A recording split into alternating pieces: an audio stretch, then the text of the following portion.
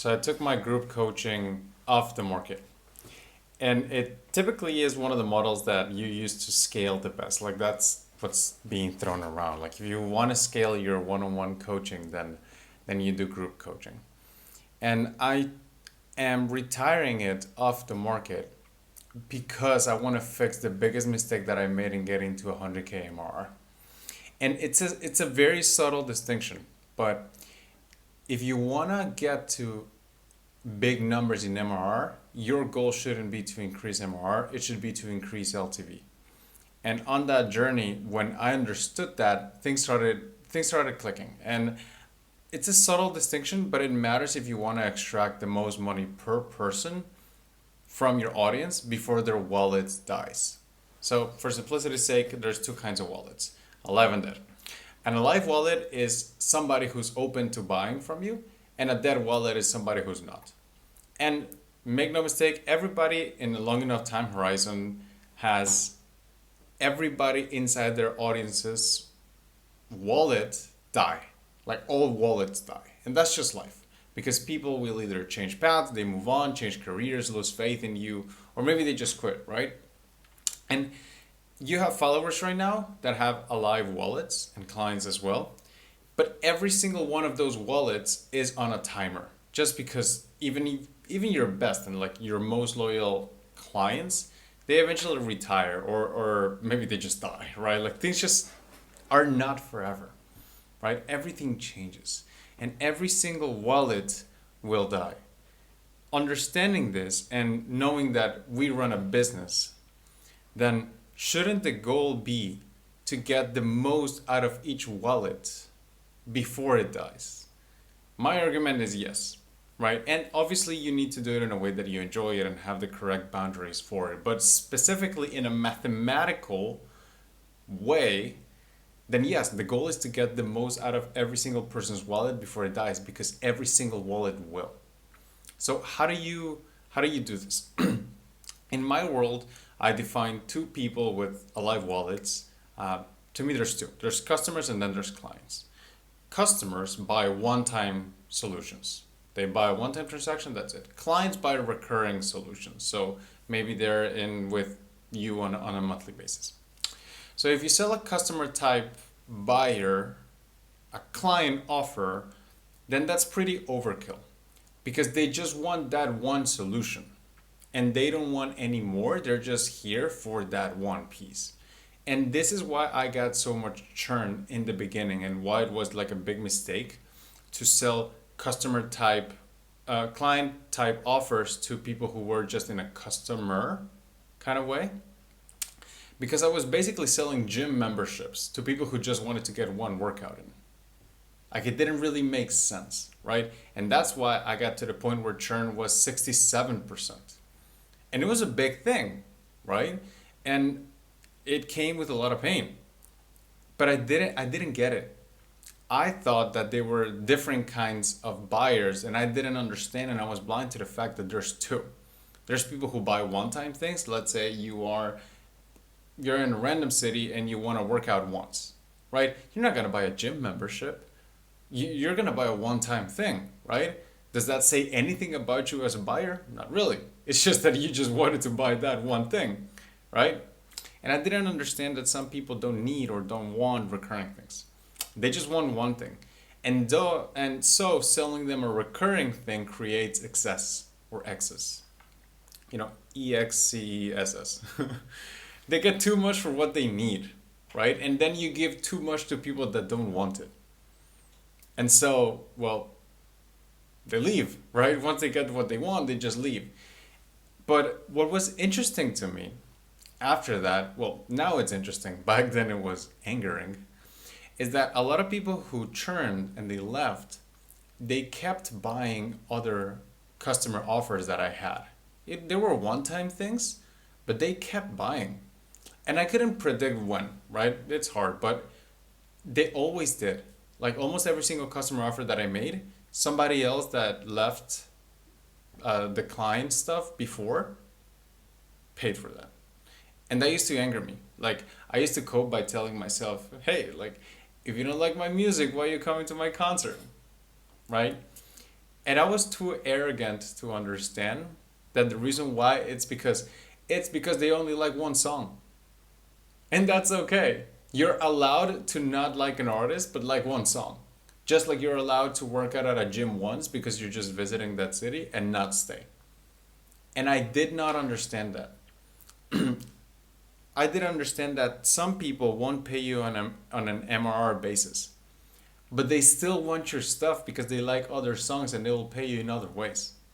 And ironically, some people they wouldn't pay me on a recurring basis, like in an MRR basis, but they would pay often. So their LTV was higher than some other clients before their wallet died.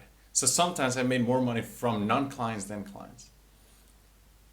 This is big. It was, at least it was for me, because then I understood that maybe there's more than one way to run a client business, not just with the MRR, but in another way. Not just monthly recurring revenue, but revenue that recurs from people who may not be on the MRR part of the graph on Stripe, but they are still willing to buy, right? You just can't tell when. So let's say, like a tale of two people, right? So you get a client at $1,000 a month, and a customer that maybe doesn't commit to the $1,000 a month, but in all the products that you sell pays you roughly $6,000 twice a year, right, for various offers. At the end of the year, their LTV is the same. It's still 12K. So these two are mathematically equally valuable to you. That's just the reality. One's not a client, but they're mathematically equally valuable to you. They just kind of bought in different ways. And that's when it really clicked. The goal is not increasing MRR. The goal is increasing the LTV of each person before their wallet dies. Because some people, like in MRR, they'll pay you, and that's just that optimal way to optimize that LTV. And some people will not be in MRR, but that doesn't mean you cannot get a really high LTV from them. And my head was too dense to understand this. I didn't get that you can get paid in more ways than just people on a contract with you or people on a recurring deal with you. I don't do contracts, but you understand. And that's what I got wrong. I wanna demonstrate it visually so you see it. So there's, like I mentioned, in my world there's customers, and then there's clients. A customer pays you once, a client pays you in a recurring basis, or like in a recurring deal. And I'm gonna split these into low ticket and high ticket. Here's what I got wrong. So I was selling to people who are customers. I was selling low ticket things, and that part I did get right. I was selling them one-time offers, so that worked. Now, the people who were on a customer basis, who just wanted to buy the one thing,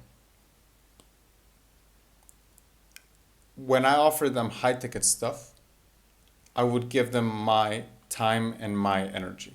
And that's what created the debt. That's what created the pain, because then they didn't really want my time and recurring energy for a long period of time, maybe for a compressed time, but not for long.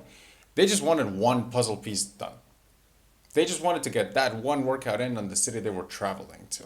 So it didn't really make sense to dedicate a lot of time and energy to these people, because they were just not gonna stay. And that doesn't say anything about them. They were just traveling, right? So why would I then dedicate so much of that time and energy to them instead of finding a deal that maybe, hey, if you just want to work out for a day, this is the price, and that is it, right? But I didn't see that, and that's what I was blind to. And then another mistake I made, there were people who were willing to become clients, aka pay on a recurring basis, and I could offer a low ticket thing. I didn't have anything for these people. So then I was missing out on that part of recurring revenue, right? But there are ways in which you can have low ticket offers that don't take much from you or anything from you, and you can have recurring revenue that way. I just didn't see it.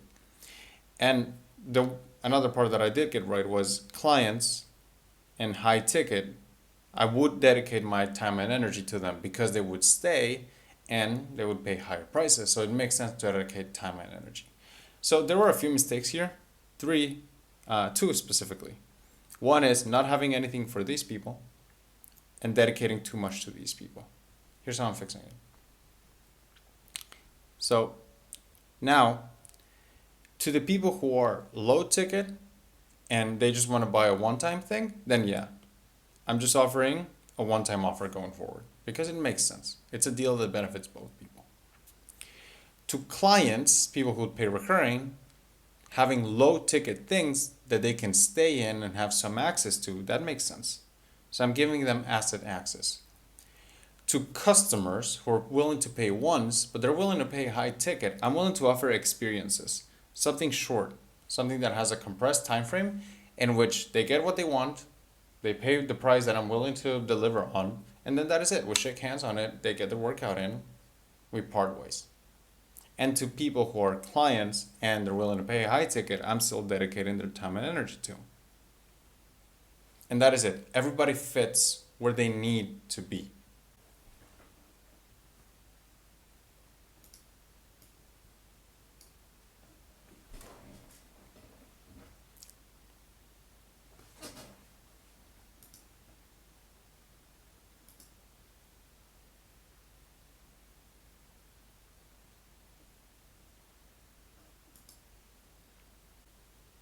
And that's a big reason why I killed well, I'm going to kill.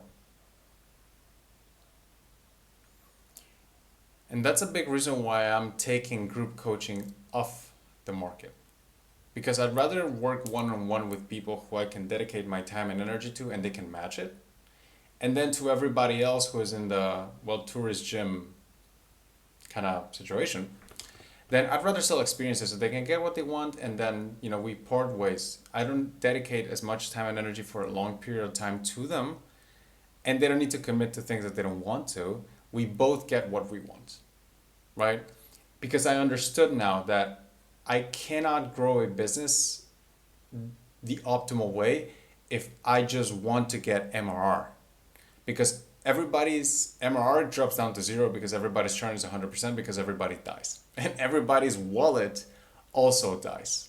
So MRR is a mirage. Like we want to make it so that it's permanent and it's forever, but that's not how it works. MRR always goes to zero at some point.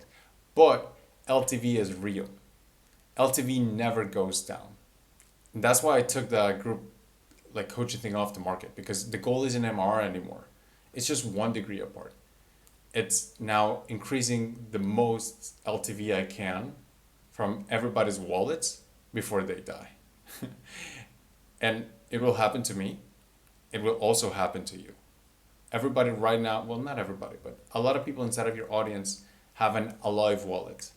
They're all going to die. And you need a plan to make sure that you extract as much LTV from them as you can before it dies. This is my path and this is what I'm doing. And this is why I'm killing the group coaching thing because I'm moving things in a way so that I'm not optimizing for MR, I'm optimizing for LTV because I genuinely believe this is the best route for the kind of business that I want to run. And that's why I'm taking the group coaching thing off the market because the goal isn't MRR anymore. It's 1 degree apart. MRR is a beautiful thing when it's alive, but it always dies. MRR always goes to zero because every single alive wallet in your audience dies. It's like a mirage, but LTV is real and it never goes down. And sometimes the best way to create LTV is through a client offer that makes MRR, right? Like maybe that is the optimal way. But at the end, the goal is just extract as much money as you can before the wallet dies. Sometimes it'll be through MRR, but that's not the goal, that's the side effect. And if you make the goal to increase LTV, then you're gonna have a much easier time because you're matching people's buying mentality to the offers you're selling. And so that will give you the best chances to get the most out of you can out of an alive wallet before it dies. Because everybody inside of my audience that has an alive wallet is eventually going to die. It will happen to me and will also happen to you. So then the goal shouldn't be to increase MRR, it should be increase LTV before that happens. And that's why I'm taking the group coaching thing off the market because I want to make sure that I match people's offers to their experiences to whatever they're doing at the time and whatever their mentality is to buy. Not by increasing MRR, but by increasing LTV.